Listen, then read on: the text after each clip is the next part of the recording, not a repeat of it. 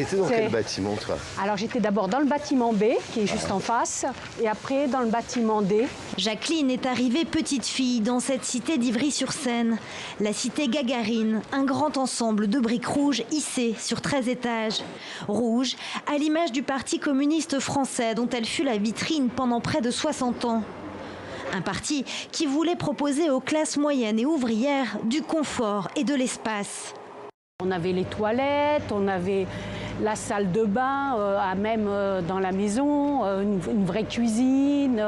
Voilà, c'était pour les années 60, c'était le modernisme. Hein. Aujourd'hui, bon, ça peut paraître désuète, mais c'était quelque chose de nouveau. Un bâtiment que l'on a commencé à détruire, la fin d'un symbole de ce qu'était la banlieue rouge. C'est le cosmonaute Youri Gagarin en personne qui inaugure la cité et lui confère son nom. C'est vrai que Gagarine est venu en France à ce moment-là, et dans la seule commune de banlieue dans laquelle il est venu, c'est celle d'Ivry, Ivry-la-Rouge, c'est pas n'importe laquelle. Hein. Dans le tournant des années 80, la cité prend un autre virage avec la désindustrialisation. Délinquance, mauvais entretien, elle est classée zone urbaine sensible. La démolition, étalée sur 16 mois, laissera place à un écoquartier. Il y aura 30% de logements sociaux, pour le reste, ce seront des logements privés.